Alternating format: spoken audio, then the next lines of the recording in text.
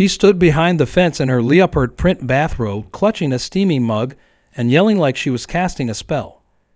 "Your kids are a danger to themselves and everyone else," she shrieked, startling Noah so badly he dropped his juice box. I hadn't even unpacked half our boxes, and here she was already summoning Child Protective Services like it was some kind of AOL party trick. What she didn't know was that when that call reached the state office, it bounced up to my desk. I'm the one who audits those very reports, and I had just become her worst administrative nightmare. We had moved into the house barely 2 weeks earlier. It wasn't some grand estate, but a good piece of land with a big fenced backyard, tall trees, and a bit of freedom my kids had been craving since the city. My daughter Sophie had started painting river stones and lining them up like a garden path. Noel kept asking when we'd get a dog, and I promised him as soon as the fence was reinforced. It was peaceful, or at least it was supposed to be. The kids were finally sleeping better. I was catching up on my reading. I even found time to install a wooden swing from the largest oak in the yard. Then Karen arrived. I first saw her peering over the fence like she had a telescope for a neck. It was one of those awkward moments where you're not sure whether to wave or back away slowly. I waved. She didn't. She blinked once, gave a pinched smile, and disappeared. That was our introduction. Over the next few days, Karen began escalating like a character in a low-budget thriller. She would cough loudly when the kids played. She left a handwritten note on my door saying the garden hose was a tripping hazard. She even flagged my mailbox because the paint shade was apparently non-compliant with HOA aesthetic. I checked the HOA guidelines. There was no such rule. That didn't stop Karen. One morning, I was in the backyard adjusting the trellis when Noel ran out shoeless, shouting about a butterfly he wanted to catch. Sophie followed him with a net made out of a coat hanger and cheesecloth. It was a sweet moment. That's when Karen marched down her driveway, phone in hand, yelling that she was calling CPS for unsupervised children. I laughed at first. I honestly thought she was bluffing. Then I realized she was actually doing it. I could hear her saying phrases like children in danger, and inappropriate tools in reach, and strong odor of neglect. I looked around. Noel was now wearing a butterfly on his head like a hat, and Sophie was giggling so hard she fell into the petunias. I didn't want to overreact. I believe in the system I work for, but this was a system designed to protect children, not to be weaponized by power-hungry HOA tyrants. I knew better than anyone that a false report, even one proven wrong, could leave a family in limbo. The flags it puts on a file, the unnecessary interviews, the emotional toll on the kids. And I knew Karen didn't care. She wasn't doing this out of concern. She was doing it out of control. The next morning, I was making pancakes when Sophie came into the kitchen looking confused. "A lady came to the door and asked me questions about you," she said. I froze. She asked if you ever yell. I said, "Only when you burn toast." I almost laughed again, but I didn't. Noel piped up that the lady gave him a sticker shaped like a badge. That sticker meant one thing. A caseworker had visited without my knowledge while I was at the store picking up new sheets and lunchbox snacks. She had knocked on the door and asked my children questions about their home life without me present. That made my stomach twist. Not because I had anything to hide, but because I had everything to lose if someone chose to believe a false narrative. I drove to the CPS regional office later that day, not as James the dad, but as James Harlow, federal child welfare investigator with oversight clearance. I didn't use my title to threaten. I simply requested the intake report on my address, citing my rights under internal cross-agency audit rules. The file was thinner than I expected, which made it worse. The claims were vague but suggestive. Words like excessive trash in yard and tools left accessible to minors. There was no mention of harm, just enough to create suspicion. The kind of suspicion that lingers even when proven false. I returned home to find Karen once again peering over the fence. She didn't even blink when I caught her staring. She actually smiled, that awful self-satisfied smirk that said she thought she had won. I waved this time with a different kind of smile, because now I had seen what she put in writing, and now I had a file of my own. A file with her name on it. Sophie asked that night if we were in trouble. I told her no, and I meant it. But deep down, I also knew we were in for something far worse than trouble. We were in for a war of reports, photos, and manufactured outrage, and Karen had just launched the first strike. What she didn't know was that she'd chosen the wrong opponent, because I wasn't just a father. I was the one who trained caseworkers to spot false allegations. I knew every inch of the legal minefield she thought she could weaponize. She thought she was being clever. She had no idea. The next few days felt like living under a microscope. I noticed how Sophie hesitated before going outside, asking if it was okay to play near the treehouse, or if that would look bad. Noel, who normally bounced around like a rubber ball, kept glancing toward the fence whenever he laughed. Karen had achieved exactly what she wanted, not through truth or facts, but through intimidation. I couldn't let it stand. I had to respond, but carefully. One wrong move and it could look like retaliation. And that's the game Karen was playing. She didn't need to be right. She just needed to stir enough doubt to make people nervous. She wanted us to be scared, and worse, she wanted my kids to feel unsafe in their own home. I started by reaching out to the state caseworker who had made the visit. I kept my tone polite and professional. I told her I was reviewing the intake report for cross-referencing due to some inconsistencies in public submissions. She recognized my name. There was a pause on the line, the kind that carries awareness. She admitted the report was flagged as anonymous and that the visit was unannounced due to what she described as urgency language in the call. I asked her what that meant, and she hesitated before saying the caller claimed she heard a child screaming for help. My blood chilled.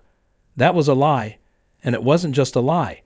It was one that could have gotten my children removed on the spot if the wrong agent had shown up. After the call ended, I sat at the kitchen table, hands steepled under my chin. I knew I couldn't just let this continue. I couldn't let my kids grow up thinking someone could try to break our family apart because of a swing set or a garden hose. I needed to get ahead of her. I needed to know exactly how far Karen was willing to go. That evening, I adjusted our home security system and added 2 new outdoor cameras with audio. I made sure they were angled discreetly, covering our yard and a portion of the fence line where Karen liked to hover. If she was going to make accusations, I would have the truth on video. The next morning brought more than just sunshine. It brought animal control. A white van pulled up as I was raking leaves, and 2 officers stepped out. They said they had received a complaint that our dog was aggressive and roaming freely. I blinked at them and asked, "What dog?" They looked at each other. I explained we didn't have a dog, not yet anyway. Noel wanted one badly. The officers apologized and left, slightly embarrassed. I didn't need to ask who made the call. Karen was testing different levers now, seeing which authority would stick. Later that day, my neighbor Miss Eleanor knocked on the door, holding a covered casserole dish and a nervous smile. She lived 2 houses down and had barely spoken a word to us until now.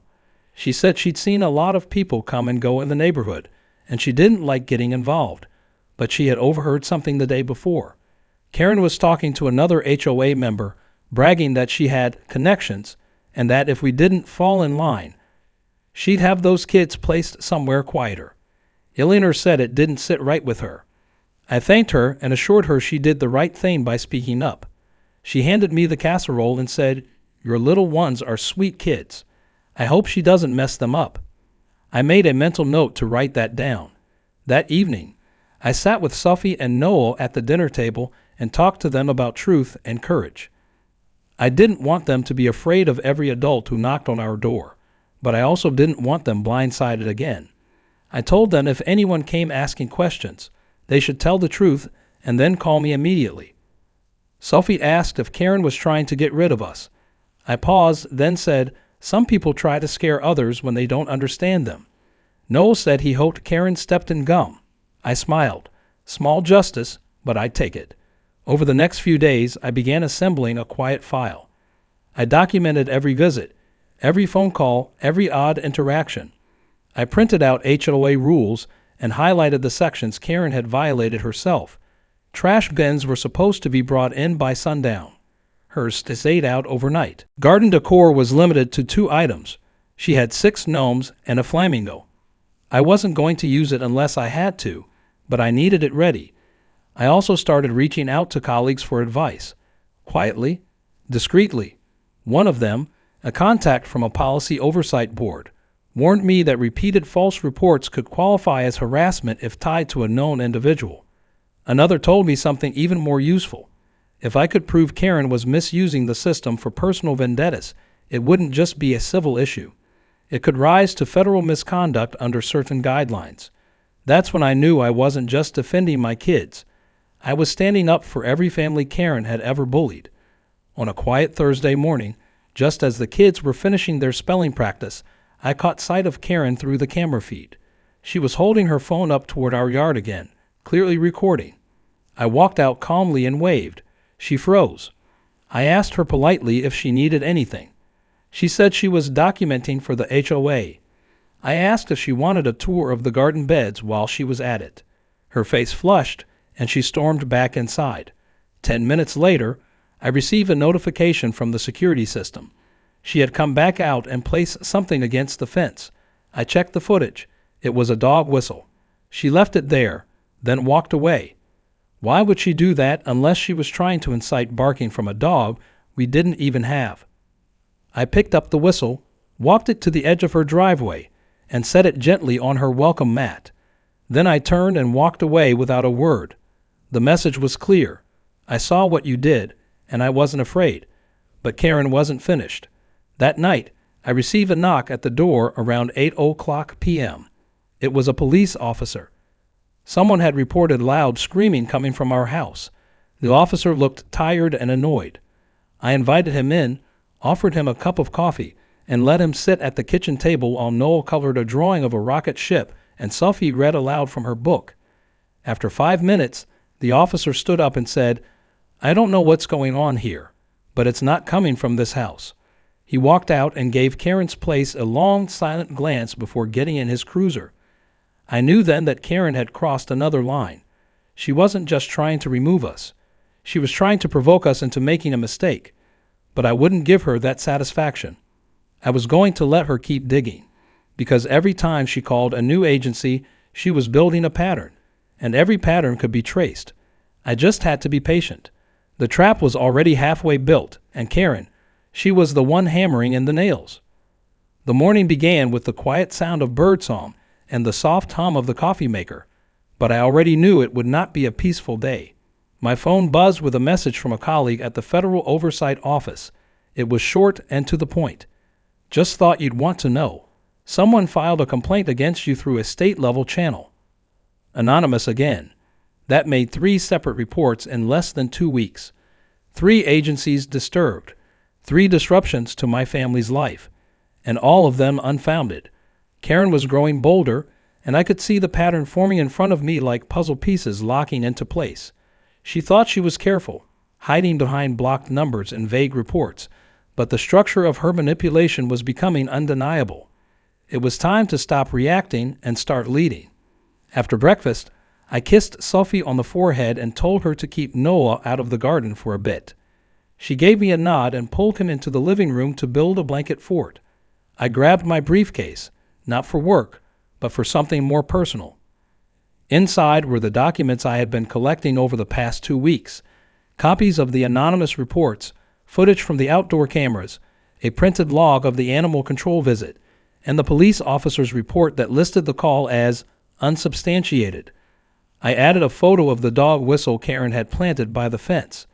Then I walked into my home office, closed the door, and made a call to the regional director of the state's child services. He picked up with the same familiarity he always used. "James, what can I do for you today?" I explained the situation in full, omitting none of the details.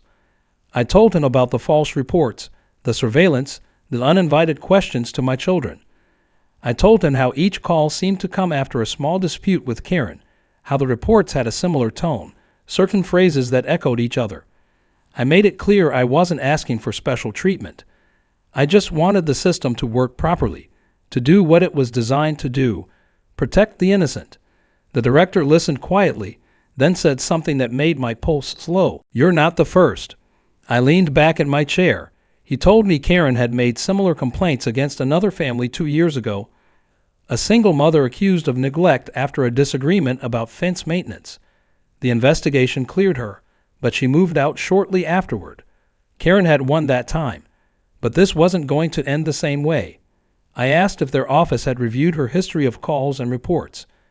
He said they had not flagged anything formally, but now that I'd opened a file and presented this evidence, they had grounds to launch an internal review. I offered to assist in the review under a neutral designation. He agreed and told me they would begin cross-referencing complaint patterns over the past 3 years. It was a start, a very necessary one. After the call, I sat still for a moment, hands clasped together, eyes on the window where sunlight touched the tips of the garden fence. I wasn't just defending myself anymore. I was unearthing a habit of cruelty disguised as concern. Later that afternoon, I went out to water the tomatoes, keeping one eye on Karen's house.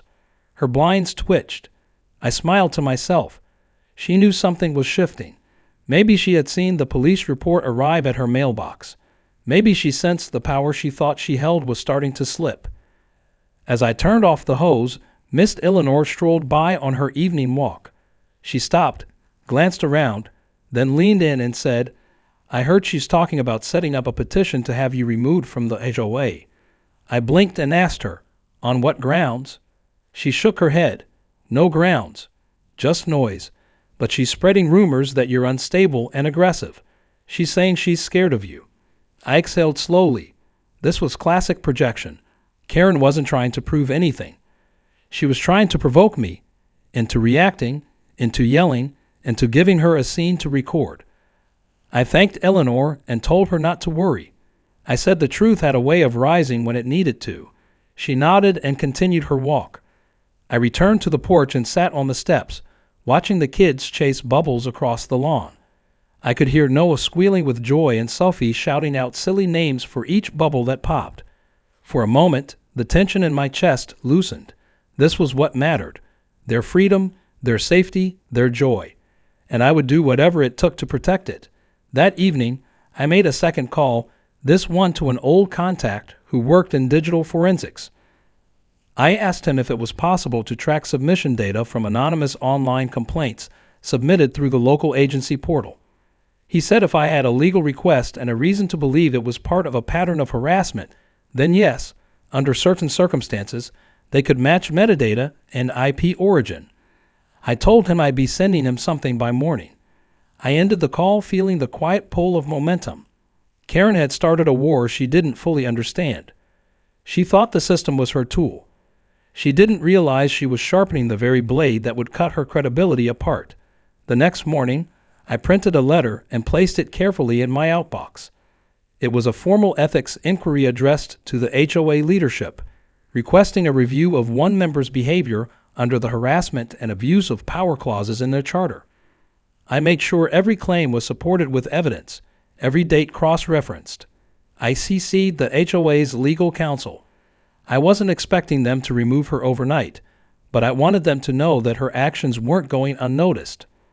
I wanted to force the people around her to look, really look, at what she had become, not a protector of community values, a predator disguised in pearls and perfumed indignation. As I walked the letter to the mailbox, Karen came out of her house. She stood by her roses, pruning them with more force than finesse. I waved casually. She didn't respond, but I saw the flicker in her eyes, something between confusion and unease. She knew I wasn't afraid, and fear was the only currency she ever really had. I walked back inside and found Sophie coloring a giant poster of a rainbow. She looked up and said, "Are we okay now, Dad?" I smiled and said, "We're better than okay. We're ready." Because for the first time since we moved in, the playing field wasn't tilted in Karen's favor, and the storm she had been stirring was about to turn back on her. The wind carried the faint scent of cut grass and fresh soil that morning as I sat at the kitchen table reviewing the footage from our backyard cameras. I didn't expect anything dramatic, just a routine check. But as I skimmed through the previous night's clips, something caught my eye. Around 10:30, long after the kids were asleep, a shadowy figure crept along the fence line. The figure knelt briefly, appeared to adjust something, and then walked briskly back toward Karen's yard. I paused the video and zoomed in. It was blurry, but the outline of the robe, the short hair, the hunched shoulders, it was unmistakably Karen. I rewound and played it again, slower this time. Her hand reached through the slats and placed a small object on our side of the fence. I pulled on a jacket and walked out into the yard, heart pounding with that quiet, sharp focus that only comes when you know you're about to find something that changes everything. There it was, a small plastic device tucked between the planter box and the fence post. I picked it up carefully. A motion sensor, the kind that sends alerts when triggered. It had a dead battery, but the intent was clear. She had tried to monitor my yard from her side, attempting to catch us doing something. Anything she could report. This wasn't just nosy behavior. It was premeditated surveillance, and it was the final piece I needed. I brought the sensor inside, photographed it, and locked it in a drawer with the rest of the physical evidence. My hands were steady now. I had passed the point of frustration. I was building a case, one brick at a time. Later that afternoon, I sent the camera footage and photos to my friend in digital forensics. I asked him to analyze the submission timestamps from the complaint system and cross-reference them with known data from Karen's property. If we could link even one false report to her IP address, it would become undeniable. He responded within the hour with good news. Not only did the complaint about noise match the timestamp of Karen's home internet activity, but 2 previous reports came from the exact same device ID. That meant we now had a digital trail linking Karen directly to the harassment. It was no longer circumstantial. It was traceable. It was factual. And it was actionable. With this information in hand, I called the Regional Child Welfare Compliance Officer and briefed him on what we had uncovered. He agreed this was grounds for a misuse of services claim and suggested we schedule a formal review with legal counsel present. I felt the pressure in my chest ease a little. This wasn't just me fighting back anymore. The system itself was beginning to respond. What had started as isolated skirmishes was becoming a coordinated effort to expose the truth. That evening, while the kids painted birdhouses on the porch, Miss Eleanor stopped by again. She seemed different this time, more confident. She said she'd spoken to 2 other neighbors, both of whom had also been on the receiving end of Karen's tactics in the past. One had moved out. The other stayed silent for years. But now, seeing what Karen was doing to my family, they were ready to speak up. I invited them over for lemonade, and within the hour, we had a small group of 5 adults sitting in my backyard, trading stories like old war veterans. Each of them had a version of the same experience: harassment over mailbox paint, threats over garden decor, vague accusations of misconduct filed anonymously. It was never just about rules. It was about control. One neighbor, a quiet man named Dennis, revealed he once received a letter from CPS after Karen filed a claim that he left his toddler alone in the backyard for hours. In truth, the child had been playing under a patio umbrella with him 5 feet away, reading a book. Another woman said Karen had told her that if she didn't remove her wind chimes, she'd have the city inspect her property for violations. I listened, took notes, and asked if they'd be willing to make sworn statements. They all said yes. Something had shifted in the neighborhood. Fear was giving way to collective resistance. Karen's power relied on isolation, and that was slipping away. The next morning, I drafted a formal complaint to the HOA Legal Committee with attachments, including the video of Karen planting the sensor, the digital IP evidence from the complaint portal, and the neighbors' signed statements. I didn't write it with anger. I wrote it with precision, each word weighed, each line cited. I ended the letter with a simple request: a full review of Karen's actions under the HOA's Code of Conduct and a recommendation for her removal from the board pending further investigation.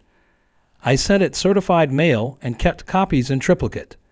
Later that week, I received a phone call from the local police department, not a complaint this time, but a courtesy call.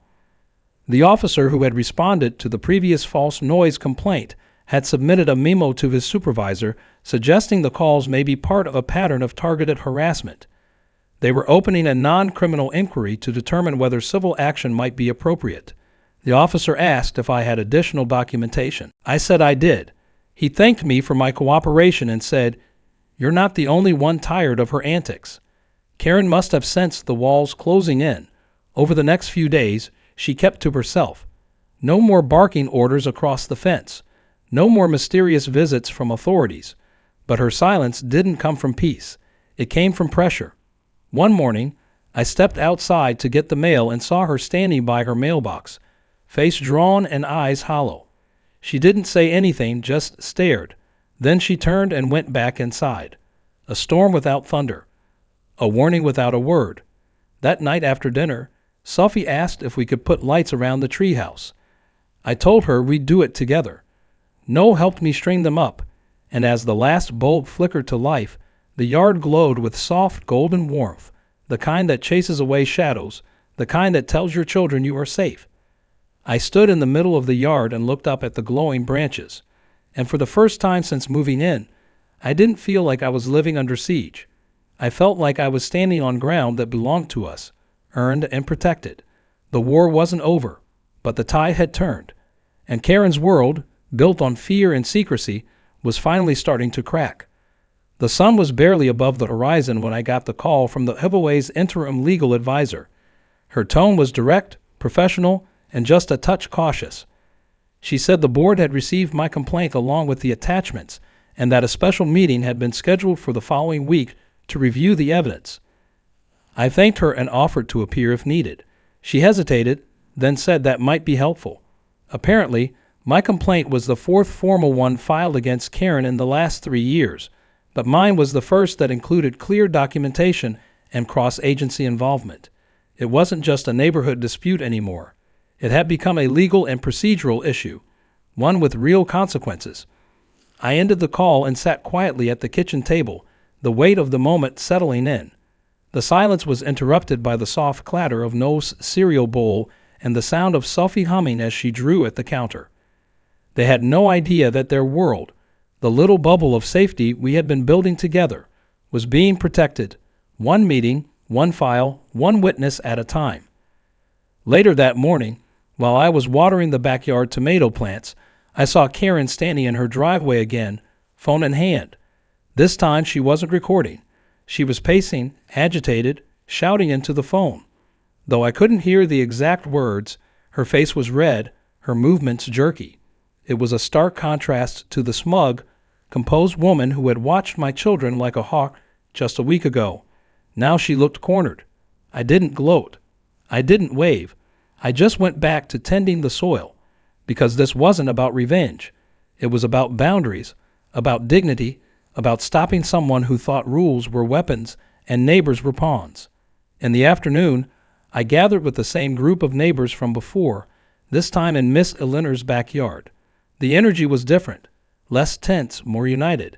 They had spoken among themselves since our last meeting and agreed to submit a joint petition to the HOA board calling for Karen's removal, not just from her board position, but from any involvement in community enforcement activities. Dennis, the soft-spoken man with the toddler, offered to write the statement.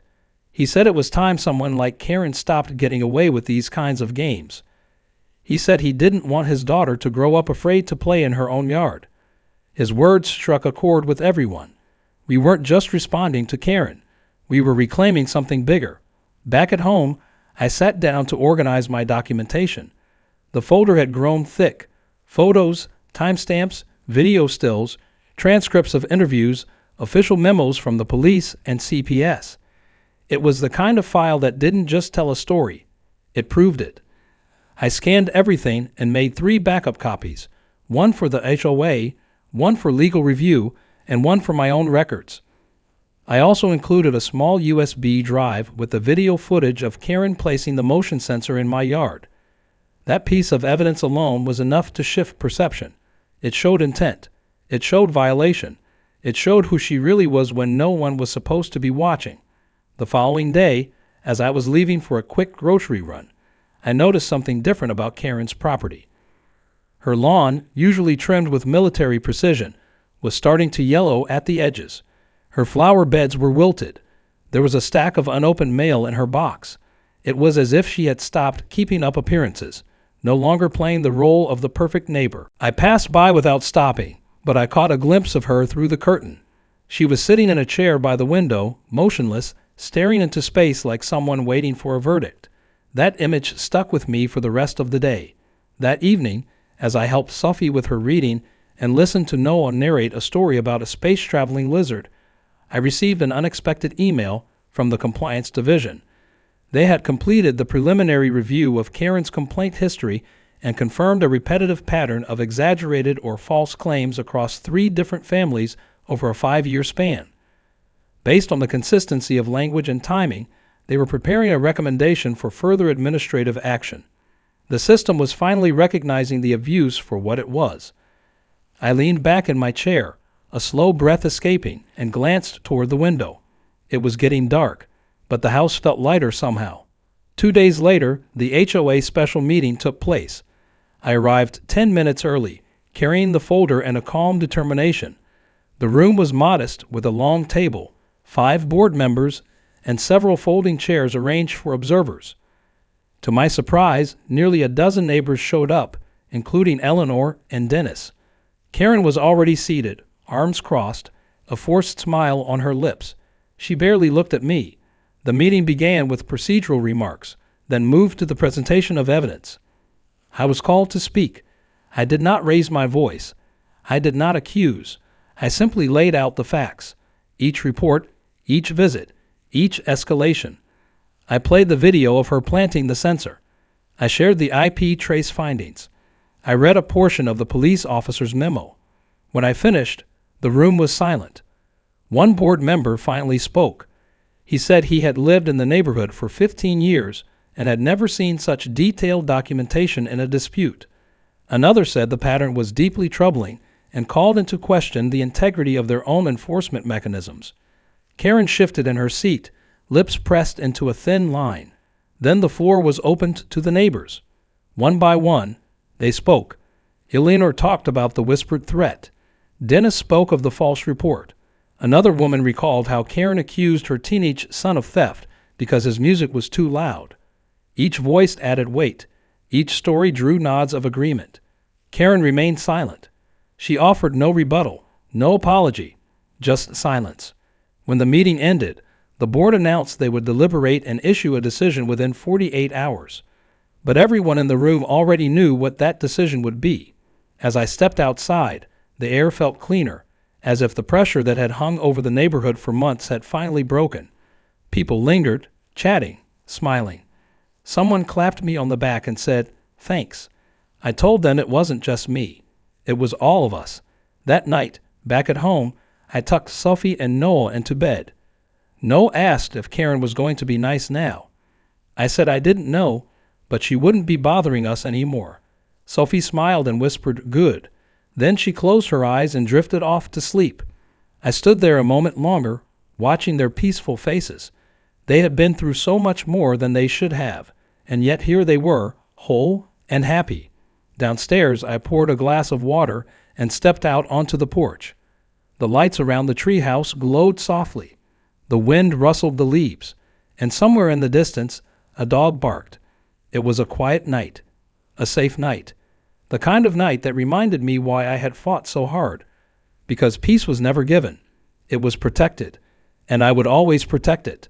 The letter arrived on a Wednesday, tucked in a plain envelope with the HOA's logo stamped neatly in the corner. I opened it slowly, already knowing what it contained but still needing the confirmation in black and white. The board had voted unanimously to remove Karen from her role on the FOA committee, effective immediately. The letter cited multiple violations of ethical conduct, misuse of authority, and community disruption. It also mentioned that the HOA would be reviewing internal policies regarding anonymous complaints, including safeguards to prevent future abuse. I set the letter down and leaned back in my chair, letting the relief settle in without celebration. This wasn't about winning. It was about restoring balance. Later that afternoon, I stepped outside to find several neighbors gathered near the mailbox cluster. They were reading their own copies of the letter. Someone pointed at Karen's house and shook their head. Another neighbor said it was about time.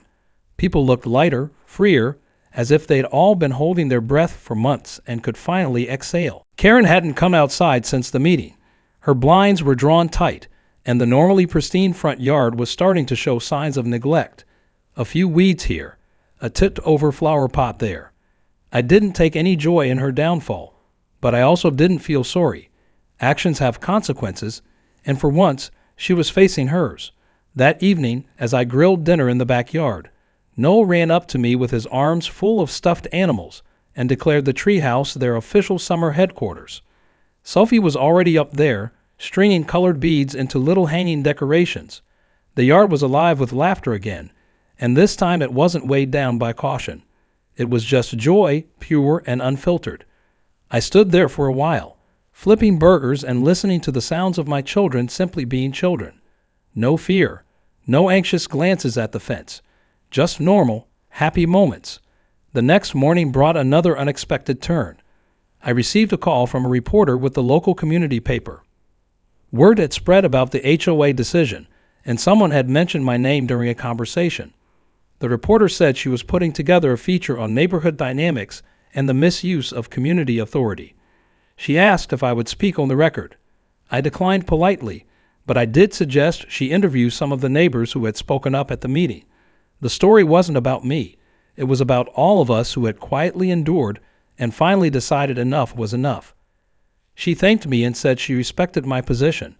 As the weekend approached, I got an email from the state compliance office. The internal review of Karen's CPS reports had concluded. They determined that the complaints she submitted were intentionally misleading and part of a pattern of targeted harassment. Though they could not pursue criminal charges without further escalation, they were formally placing her on a monitored list. Any future report from her would trigger an automatic supervisory review before any action was taken. In other words, her ability to weaponize the system was gone. I replied with a simple note of gratitude, closed my laptop, and sat back in my chair for a long, quiet moment. The machine I believed in had worked. It had taken time and effort, but the truth had risen. That Saturday, the neighborhood held a small block party, something we hadn't done since we moved in. It wasn't fancy, just lawn chairs, lemonade, music playing from someone's speaker, and a few folding tables with potluck dishes. Sophie and Noel darted between games of tag and a lemonade stand set up near the driveway. I chatted with Eleanor and Dennis, both of whom were smiling more than I'd ever seen. Other families mingled easily. There was a lightness in the air, a sense that the neighborhood had reclaimed itself. As the sun began to dip behind the houses, a few of us sat on the curb watching the kids play with glow sticks and chasing the last bits of light. Toward the end of the evening, I saw Karen standing on her porch. She was watching the gathering from behind her screen door. She wasn't part of it, and no one approached her. For the first time, she was on the outside looking in. I didn't wave. She didn't scowl. She just stood there, a silent figure behind the glass. I wondered what she was thinking, if she regretted any of it, or if she still believed she had done nothing wrong. Either way, it didn't matter. Her time as the neighborhood's shadow ruler had ended. The damage she caused wouldn't be forgotten, but it no longer held power over anyone. The next day, I received an envelope without a return address. Inside was a single sheet of paper with the words, "I went too far." I'm sorry. There was no name, but I recognized the handwriting. I placed the note in the drawer with the rest of the file, not out of spite, but out of completeness. A record of the arc, the rise, the fall. And now, the quiet apology. It didn't erase what had happened, but it did add something human to the end of the story. I didn't know what Karen would do next, whether she would move or stay behind her closed blinds. But I had no desire to push her further. She had done that to herself. The following week, the kids returned to a full schedule of playdates, art projects, and backyard science experiments. I resumed my regular federal duties, feeling sharper and more focused than I had in months. My home, once the center of chaos and suspicion, had become peaceful again. Neighbors waved without hesitation. Mail was delivered without strange looks. The laughter of my children echoed across the fence, uninterrupted and unafraid. Every now and then, I'd catch a glimpse of Karen's curtains shifting, but I let it go. She could watch. She could listen. But she couldn't harm us anymore. One evening, as I sat under the treehouse lights with a book and a warm mug of tea, Sophie curled up beside me on the bench and asked if the mean lady was all done being mean. I smiled and told her that some people are only mean when they feel powerless, and now that she didn't have that power anymore, we didn't need to worry about her. Sophie nodded and rested her head on my arm. Noel came running out with a flashlight and a new bug in a jar, proudly showing off his discovery like he'd found buried treasure. I laughed and pulled them both in for a hug. In that moment, the storm of the past few weeks felt distant, like a heavy cloud that had finally drifted out to sea. The fence still stood tall, but now it wasn't a barrier. It was simply part of the yard, like the garden beds and the swing and the crooked little birdhouse Noel had painted with glitter glue. It no longer separated us from danger. It simply held our world together. A world we had fought to protect, a world where my children were safe, where truth had triumphed, and where a family once targeted had finally found peace. It started like any ordinary morning. The sun rose lazily over the rooftops, casting long shadows across the yard, while a light breeze stirred the wind chimes hanging from the porch. I stood in the kitchen stirring eggs, the scent of toast filling the room. Sophie wandered in wearing mismatched socks, and Noel followed with a plastic dinosaur tucked under his arm. We had come so far from that first day when we moved into the neighborhood, still surrounded by boxes and uncertainty. The house now felt lived in, warm, and grounded. There was laughter in the walls and stability in every routine. No more sudden knocks from strangers with clipboards. No more hushed conversations near the fence. Just the sound of children growing up in peace. As we sat down for breakfast, Noel asked if he could invite some friends from the block over for a backyard sleepover. Sophie lit up at the idea, already rattling off names and planning where they would hang fairy lights. I told them yes, smiling at how effortlessly they had returned to being just kids again, not cautious, not withdrawn, not anxious about being watched or judged. Just curious, creative, and happy. It was a quiet kind of victory. The kind that comes not from winning a fight, but from healing after one. The kind that settles into your bones and reminds you why you endured in the first place. Later that day, I raked the lawn while Noel practiced riding his bike in wobbly circles around the driveway. Sophie was at the treehouse with colored markers, working on a sign that read, "Clubhouse Open." I paused for a moment to take in the scene, the way the sun filtered through the trees, the sound of a nearby radio playing faintly in the distance, the slight rustle of leaves underfoot. It was simple, but it was everything I had fought for. All the reports, the meetings, the quiet investigations, they had led to this. To stillness, to safety, to joy. Midway through the afternoon, Dennis stopped by with his daughter and a plate of cookies. We chatted for a while near the garden. He mentioned how much more relaxed things had been since the meeting, how his wife had started spending time on the porch again, no longer jumping at every unexpected noise. He said their daughter had made a new best friend at school and now wanted to host a backyard puppet show. I laughed and said we'd supply the popcorn. These were the stories I loved hearing, the signs of a neighborhood recovering, not just from conflict, but from control. It was amazing what could change when people no longer felt the need to walk on eggshells. That evening, I noticed Karen's house looked darker than usual. The porch light was off, the curtains were drawn tightly, and a for sale sign had been placed discreetly near the front hedge. It was angled just so that it wasn't visible from the main road unless you were looking for it. I didn't feel triumph. I didn't feel pity either. Just closure.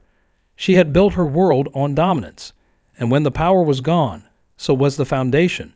Without control, she had nothing left to hold on to here. I didn't know where she would go or what her next chapter would be, but I hoped she would think long and hard about what brought her to this point. Perhaps not for me, not for the neighborhood, but for herself.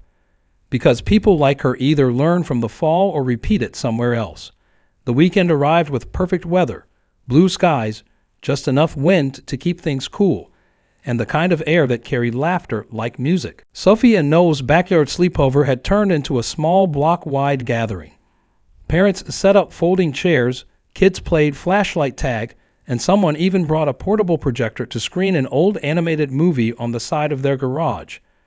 As the night wore on, I looked around and saw families laughing together, teenagers helping younger kids roast marshmallows, neighbors sharing folding blankets and stories about their week. It was everything I had once feared we might lose, and now it felt unshakable. I stood back and watched the kids run barefoot across the lawn, chasing glow sticks and shouting with joy. Noah tripped and rolled onto the grass, giggling as Sophie helped him up and dusted him off. I could hear someone playing an acoustic guitar softly under the porch. Eleanor came over and handed me a cup of iced tea, saying she hadn't seen a night like this in years. I nodded, taking in the lights strung along the fences, the soft hum of conversation, the freedom everyone now wore on their sleeves. It had been earned, all of it. Not through shouting matches or ultimatums, but through consistency, integrity, and the quiet strength of truth. As the kids finally settled into their sleeping bags under the treehouse, I sat by the window inside with a warm mug in my hands, watching them from a distance. I could see Noel's head poking out as he whispered to Sophie and pointed at the stars. She listened, then pointed back, maybe making constellations up on the spot, maybe just sharing a joke. The glow from the treehouse lights made everything feel dreamlike. A few fireflies blinked near the garden, and I heard the soft hoot of an owl in the distance. There was no trace of the fear that had once clung to our yard like a shadow. That fear had been replaced by something stronger, something lasting. I thought back to the day Karen had first threatened to call CPS, how absurd it had seemed, how quickly absurdity had turned into intrusion, and how that intrusion had turned into a battle I never asked for but couldn't ignore. At the time, I had only wanted to protect my children from harm. But along the way, I had also helped repair something bigger, a neighborhood's trust, a community's sense of safety, a small corner of the world where people could once again raise their children without fear of being watched, judged, or targeted by someone hiding behind false authority. When I finally turned off the lights and went to bed, I felt no need to check the cameras, no reason to look over my shoulder. The silence of the house was no longer tense. It was restful. I lay there thinking about how peace was never a gift you received once and held forever.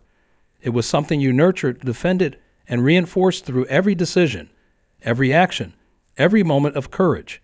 And that night, I realized something else. The backyard wasn't just where my children played. It was where we rebuilt our lives, where we stood our ground, and where the truth finally bloomed. Not loudly, not dramatically, but quietly, beautifully, like flowers after the storm.